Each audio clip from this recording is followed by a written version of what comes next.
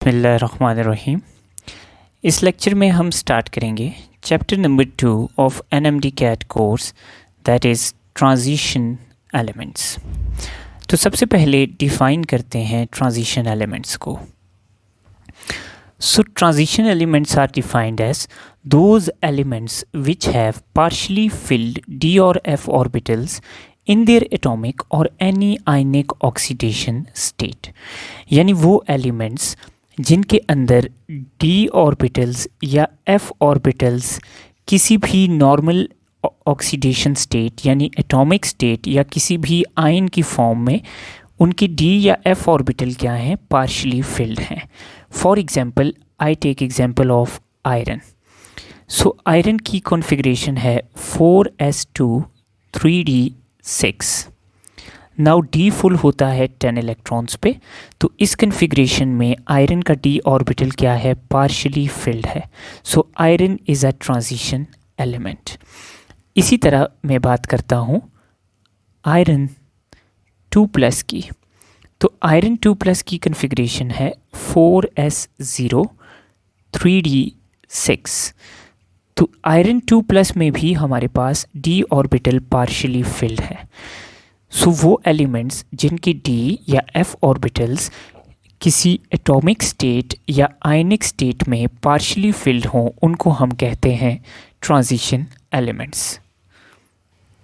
Now अगर हम periodic table में ट्रांजिशन एलिमेंट्स की पोजीशन की बात करें तो पहले दो ग्रुप्स हमारे पास आते हैं एस ब्लॉक में। लास्ट जो हमारे पास 6 ग्रुप्स हैं ये आते हैं हमारे पास पी ब्लॉक में। इन दोनों ब्लॉक्स को हमने लास्ट चैप्टर में स्टडी किया है। नाउ एस ब्लॉक जो है that is pure metallic site and P block is majorly non metal site. कुछ इसमें मेटल एलिमेंट्स भी हैं, मेटलॉइड्स भी हैं, but majorly it is non metal site. Now in दोनों ब्लॉक्स के बीच में हमारे पास आ जाता है डी ब्लॉक। सो ये जो डी ब्लॉक के एलिमेंट्स हैं ये हमारे पास ट्रांजिशन एलिमेंट्स हैं। इनको हम कहते हैं outer transition elements.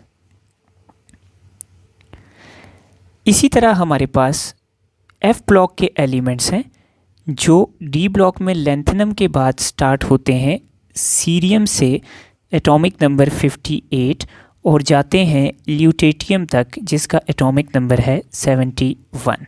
So this is 14 F block lanthanoids. इनको हम कहते हैं लेंथेनॉइड्स।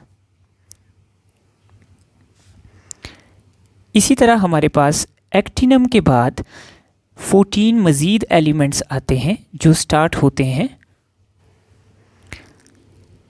थोरियम से जिसका एटॉमिक नंबर है 90 और जाते हैं लॉरेंसियम तक जिसका एटॉमिक नंबर है 103। इन 14 एलिमेंट्स को हम कहते हैं एक्टिनॉइड्स। नाउ लेंथेनॉइड्स और actinoids they constitute F block elements. ये भी ट्रांजिशन एलिमेंट्स हैं। इनको हम कहते हैं inner transition elements. So this is how transition elements are distributed in periodic table. Now अगर इन एलिमेंट्स की ग्रुपिंग की बात करें तो आयोपैक ग्रुपिंग में ये स्टार्ट होते हैं 3rd ग्रुप से और ये हमारे पास जाते हैं ग्रुप नंबर 12 तक। तो आयोपैक के मुताबिक ग्रुप नंबर 3 से लेके ग्रुप नंबर 12 तक हमारे पास ट्रांजिशन एलिमेंट्स हैं। नाउ क्लासिकल सिस्टम में scandium belongs to group number 3b। Then हमारे पास है ग्रुप 4b जिसमें टाइटेनियम, जिरकोनियम और हाफनियम है। Then 5b, 6b, 7b, then iron, cobalt, nickel. इन तीनों ग्रुप्स को हम कहते हैं ग्रुप 8b। देन कॉपर वाला ग्रुप है 1b। इन ग्रुप्स को हम कॉइन एज मेटल्स भी कहते हैं, copper, silver and gold. And then हमारे पास ग्रुप 2b आता है जिसमें जिंक, कैडमियम और मरकरी आते हैं। So this is how transition elements are grouped in IUPAC system and in common system of grouping. Now talking about series of elements, तो scandium से लेके जिंक तक के जो एलिमेंट्स हैं उसमें 3d ऑर्बिटल है अंडर फिलिंग, तो इस सीरीज़ को हम कहते हैं 3d सीरीज़। देन यट्रियम से लेके कैडमियम तक हम कहते हैं 4d सीरीज़, इनका 4d ऑर्बिटल अंडर फिलिंग है। इसी तरह लेंथेनम से लेके मरकरी तक 5d इज़ अंडर फिलिंग, तो ये थर्ड सीरीज़ हमारे पास आ जाती है 5d सीरीज़। तो हमारे पास ट्रांजिशन एलिमेंट्स की 3d, 4d और 5d सीरीज़ है, एंड इस कोर्स में हम आउटर ट्रांजिशन एलिमेंट्स को स्टडी करेंगे। Now talking about electronic configuration of these elements, तो मेरे पास कैल्शियम की कन्फिग्रेशन है 4s2। नाउ कैल्शियम के 4s2 फिल होने के बाद according to aufbau principle 3d orbital में फिलिंग स्टार्ट हो जाती है। तो scandium is 4s2 3d1, titanium is 4s2 3d2, vanadium is 4s2 3d3। Now chromium abnormal configuration show करता है।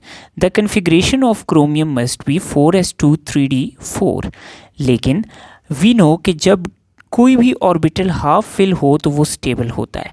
सो d 10 इलेक्ट्रॉन्स पे फिल होता है, और जब d में 5 इलेक्ट्रॉन्स होंगे तो d will be half filled and stable. तो क्रोमियम 4s2 3d4 की बजाय क्या करता है, s में से एक इलेक्ट्रॉन छोड़ता है और एक इलेक्ट्रॉन शिफ्ट कर देता है 3d में, तो इसकी कन्फिग्रेशन हो जाती है 4s1 3d5। ऐसा करने से हमारे पास इसका जो d ऑर्बिटल है वो स्टेबल हो जाता है, इसलिए क्रोमियम 4s2 3d4 की बजाय 4s1 3d5 में हमें मिलता है। And this is very important to remember because this is one of the most frequently asked questions. Then chromium के बाद मैंगनीज है, it is 4s2 3d5। Iron is 4s2 3d6। Cobalt is 4s2 3d7। निकल is 4s2 3d8। Now copper को होना चाहिए 4s2 3d9, लेकिन we know कि d orbital जब हाफ फिल हो या फिल हो दोनों केसेस में ये स्टेबल होता है। तो d ऑर्बिटल 10 इलेक्ट्रॉन्स पे क्या हो जाता है, कंप्लीटली फिल हो जाता है।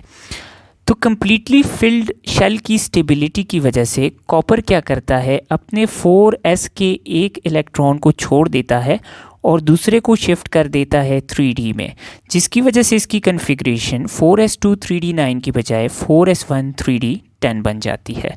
और अगर हम जिंक की बात करें तो इट इज़ 4s2 3d10।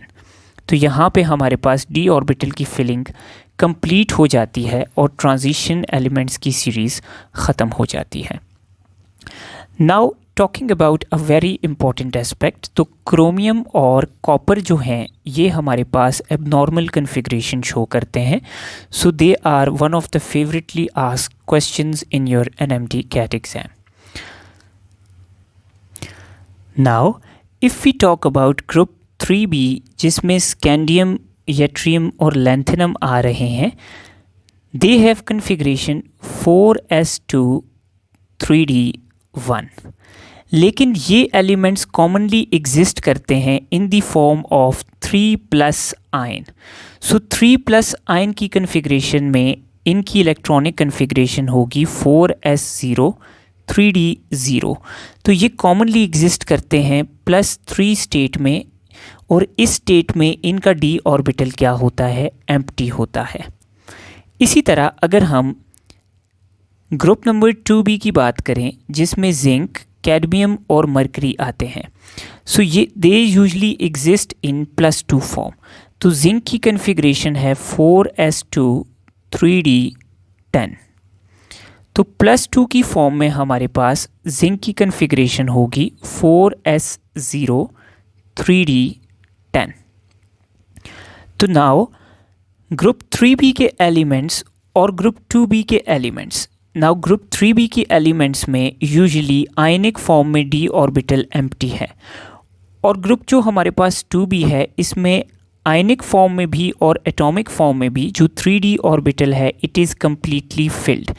इसलिए ये दोनों ग्रुप्स जो हैं, group number 2b and group number 3b, ये ट्रांजिशन एलिमेंट्स की डेफिनेशन को फुलफिल नहीं करते, जिसमें हम कहते हैं कि d orbital is partially field. तो इनके d ऑर्बिटल्स या एम्प्टी या कम्प्लीटली फिल्ड हैं, इसलिए हम इन दो ग्रुप्स के एलिमेंट्स को कहते हैं atypical transition elements. These are called atypical transition elements, और जो बाकी ग्रुप्स हैं they are typical transition elements.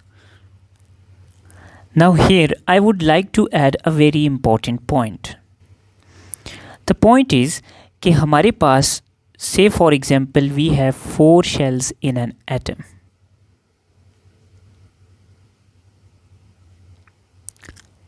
Now जो 3D सीरीज़ है इसमें हमारे पास फिलिंग होती है 4s में, जो कि हमारे पास क्या है, आउटर मोस्ट ऑर्बिटल है, और उसके अलावा हमारे पास 3D ऑर्बिटल इन्वॉल्व है जो कि थर्ड शेल का ऑर्बिटल है। नाउ अब ट्रांजिशन एलिमेंट स्टार्ट होने से पहले कैल्शियम के ऊपर 4s में 2 इलेक्ट्रॉन्स मौजूद हैं, एंड देन ट्रांजिशन एलिमेंट्स में 3D ऑर्बिटल की फिलिंग स्टार्ट होती है, जो कि बेसिकली एनर्जी में तो थोड़ा ज़्यादा है लेकिन मौजूद क्या है, अंदर है। तो अब होता ये है कि 4s पहले फिल होता है, उसके बाद 3D के अंदर फिलिंग स्टार्ट होती है। लेकिन अगर इलेक्ट्रॉन्स लूज़ करने हों ट्रांजिशन एलिमेंट्स ने, तो चूँकि 3D की फिलिंग बाद में हुई है, it is higher in energy, तो ऐसा रूल इलेक्ट्रॉन्स को 3D से बाहर जाना चाहिए, लेकिन ऐसा नहीं होता।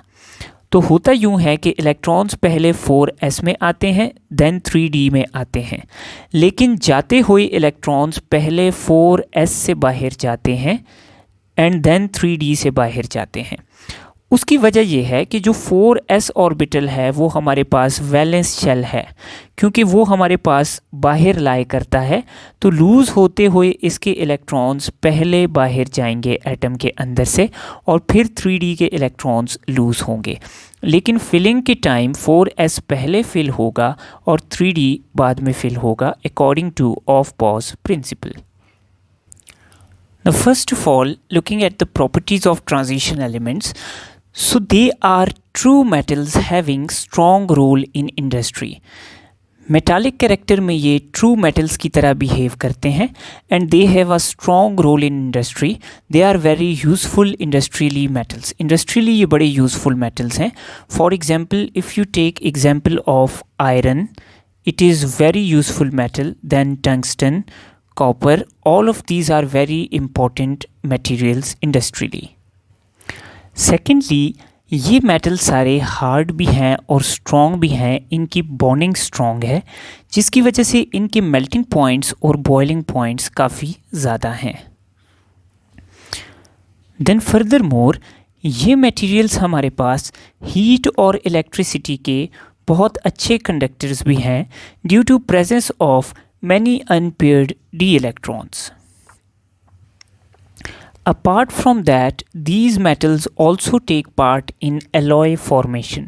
काफ़ी सारे alloys like brass, zinc वगैरह, जो zinc के alloys हैं, brass और इस तरह के जो बाकी alloys हैं, ये सब हमारे पास क्या है, transition metals के alloys हैं।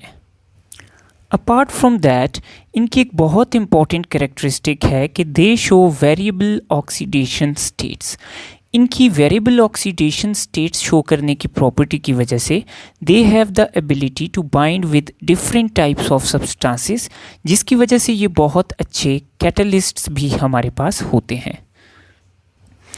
एंड लास्टली, इनके कंपाउंड्स हमें ज़्यादातर कलर्ड फॉर्म में भी मिलते हैं, ये कलर्ड कंपाउंड्स फॉर्म करते हैं। So these are the major characteristics and properties of transition elements. इन सब की डिटेल्स हम आगे जाके डिस्कस करेंगे इन डिटेल।